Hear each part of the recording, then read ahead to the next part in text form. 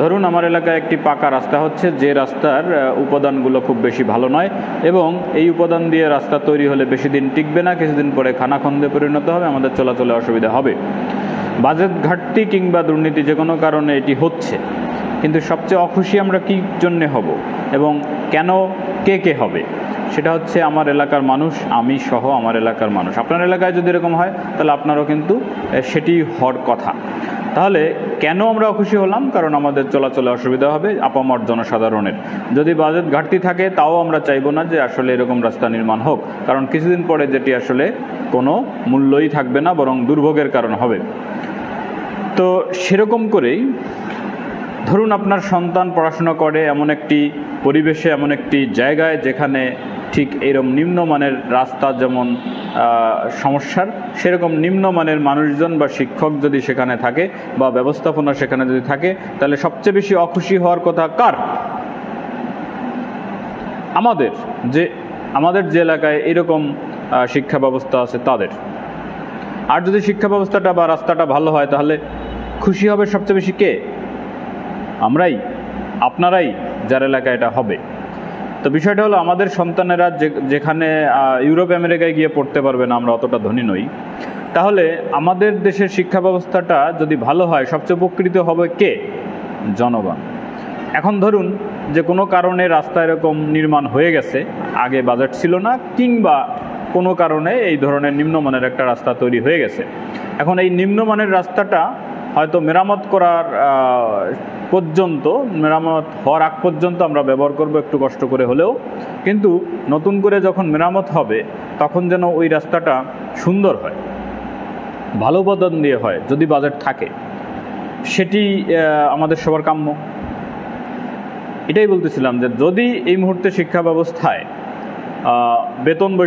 বেতন বৈষম্য না, ঠিক মানে সরকারিকরণ হয়নি সবগুলা, তারপরে হচ্ছে বেতন কম,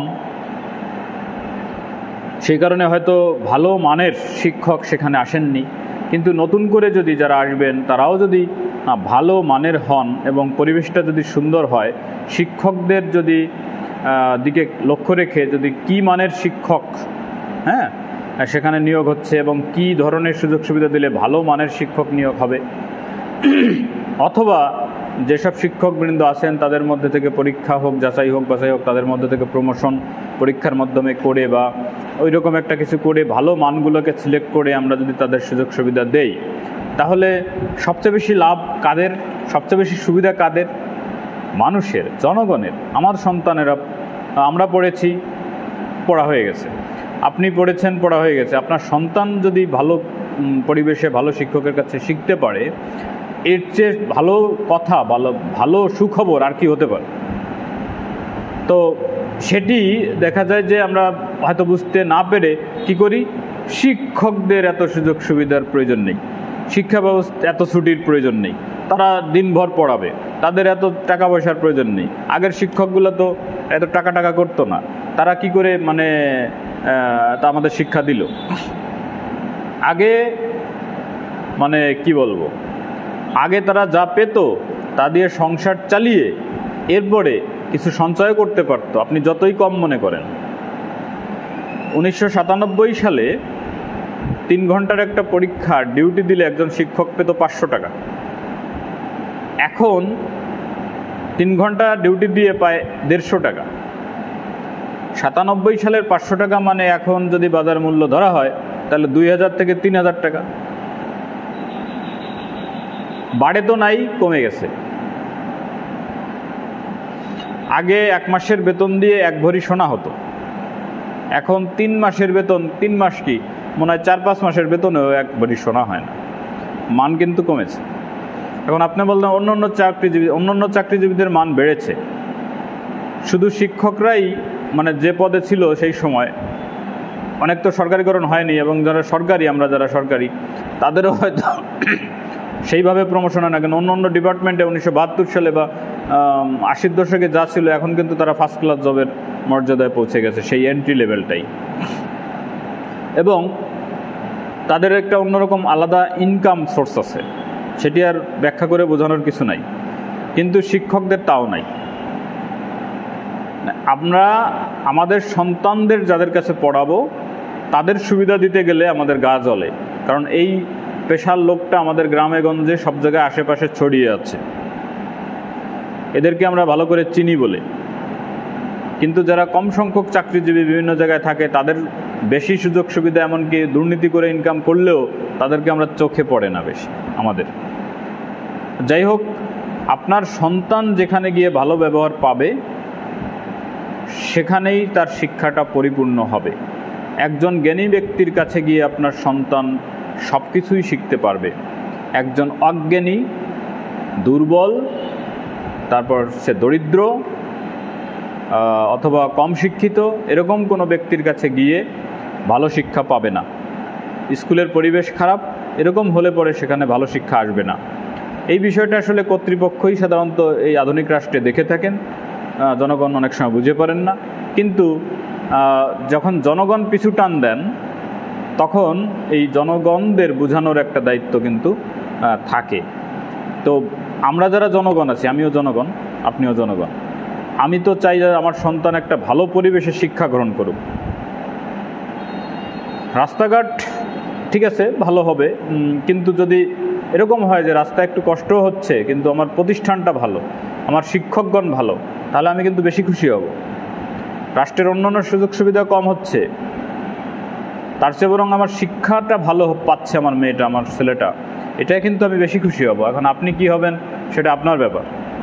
তো আমাদের কিন্তু আসলে বিষয়টা নিয়ে ভাবতে হবে যে শিক্ষক একটা ডিসিপ্লিনড কর্মপরিবেশ, একটা ডিসিপ্লিন শ্রম বান্ধব, তারপর হচ্ছে একটা ডিসিপ্লিন বাহিনীর মতন করে একঝাঁক তরুণ হোক বা উদ্যমী শিক্ষক এবং খুব জ্ঞানী মর্যাদা সম্পন্ন মানুষ হোক শিক্ষকগণ, সেইভাবে তাদেরকে নিয়োগ দেওয়া হোক, সেইভাবে তাদেরকে বেতন আদি দিয়ে সম্মান আদি বৃদ্ধি করে একঝাঁক শিক্ষক বাংলাদেশে পদচারণা করুক এবং তাদের অধীনে আমার সন্তানেরা, আপনার সন্তানেরা পড়াশোনা করুক, সেটি কিন্তু আমি চাই।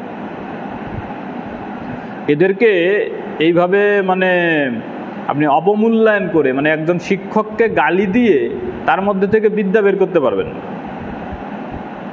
একজন শিক্ষকের সমালোচনা করে তার মধ্যে থেকে বিদ্যা বের করতে পারবেন না। যেমন শিক্ষকরা ক্লাস করায় না, আরে বাবা, যে শিক্ষকের মধ্যে জ্ঞানের ঘাটতি আছে, বিভিন্ন ঘাটতি সম্পন্ন শিক্ষক, সে সারাদিন পড়াইলে বা কি? পড়ায় না। পড়াইলে কি মানে সারাদিন তারা নিয়ে বসে থাকলেই ছাত্র কি শিক্ষা অর্জন করে ফেলবে? একজন জ্ঞানী, গুণী, উচ্চশিক্ষিত এবং মর্যাদা সম্পন্ন ব্যক্তির কাছে 5 মিনিট পড়াশোনা করলে অনেক কিছু শেখা যায়। সে পড়াশোনা না করলেও শেখা যায়, না করালেও। যখন একজন শিক্ষকের মর্যাদা অনেক উঁচুতে থাকে, যাদের পেশায় মানে যেতে দেখা গেছে যে চাকরি পেতে তাদেরকে অনেক কাঠখড় পড়াইতে হয়েছে, অনেক বড় মানের চাকরি, শিক্ষকতা এবং অনেক উচ্চমানের সামাজিক অবস্থান, তাহলে কি হবে? ওই শিক্ষক ক্লাস না করালেও, করাবে তো শিওর, কিন্তু না করালেও তাকে দেখবে, তার চাল চলন, তার যে তাকে নিয়ে অ্যানালাইসিস করে ছাত্ররা কিন্তু তার কাছ থেকে শিক্ষা মানে বের করে নিয়ে আসবে এবং তার মতো হতে চেষ্টা করবে। কথাটা কি বোঝাতে মানে আমি মনে হয় পারি নাই। মানে শিক্ষক বলতে যেটা বোঝায় সেটা যদি, সেই জিনিসটা যদি উন্নত, মানসম্পন্ন এবং খুব উঁচু মর্যাদার হয়ে থাকে, তাহলে তাদেরকে দেখেই অনেক কিছু শিখবে অনেকে। সেই জায়গায় ভালো লোক ছাড়া আসবে না, সুযোগ নাই তো ঢোকার। তো সেইখানে হাত দেওয়া প্রয়োজন। এবং আপনি ক্লাস করায় না ছুটি, আরে ভাই কে কি পড়াবে? সে তো আগে তার সেই যোগ্যতা নিয়ে তাকে আসতে হবে, তারপরে না সে পড়ালে কাজ হবে। তা নাহলে তো সারাদিন পড়াইলে কোনো কাজই হবে না। একজন শিক্ষার্থী বরং বিরক্ত হইয়া সে স্কুলেই আসবে না, তার কাছ থেকে যদি যথাযথ জিনিসটা না পাওয়া যায়। এখন কি শিক্ষার অভাব আছে? অনলাইনের যুগ, সব জায়গায় শিক্ষা ছড়ায় গেছে, শিক্ষার অভাব নাই। কিন্তু তারপরেও মানে যন্ত্রের চেয়ে মানুষ যেখানে ভিন্ন, সেই জায়গাটা যারা চর্চা করে সেই ব্রেনটা যাদের আছে, সেই ব্রেইন সম্পন্ন মানুষগুলা কিন্তু ওই গতানুগতিক শিক্ষা বা লেভেলের না, গতানুগতিক লেভেলের বা সেই মানের মানুষের কাছ থেকে তো ছাত্রছাত্রীরা পাবে না তেমন কিছু। আপনি কত দূর নিয়ে যাবেন? হয়তো একজন লো লেভেলের স্টুডেন্টকে একজন মোটামুটি শিক্ষক সে পড়ায় একটা লেভেলে নিয়ে আসবে, ভালো কথা, কিন্তু যারা দেশকে রিপ্রেজেন্ট করবে, দেশকে পরিচালনা করবে, দেশকে আরও এগিয়ে নিয়ে যাবে, এই ধরনের মানুষ তৈরি করতে হলে যে মানের শিক্ষক প্রয়োজন, সেইটা তো আপনি অস্বীকার করতে পারেন না, পারেন? সেই মানটা প্রথমে শিক্ষকদের মধ্যে নিয়ে আসতে হবে।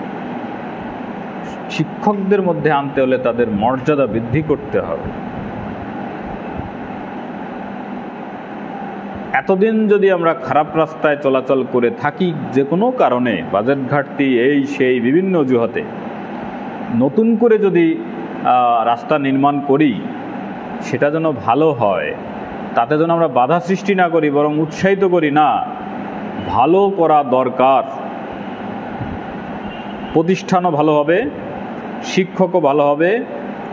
ভাই বা যাই বলেন, আপনারা এই জায়গায় বাজেট বেশি বেশি দেন, এখানে নজর দেন। দাবড়াইয়া কি কাজ হবে? বিদ্যা বেরোবে? বিদ্যা না থাকলে তারে কি যদি আমি মানে চিপড়াইয়া রস বের করার মতন যদি আমার মধ্যে না থাকে, চিপড়াইতে চিপড়াইতে তো আমি শুষ্ক হইয়া যাইব, কিন্তু কিছুই তো বেরোবে না আমার ভিতর থেকে। এই হলো বক্তব্য ছিল আজকে। তো ভালো থাকুন সকলে, অনেক ধন্যবাদ।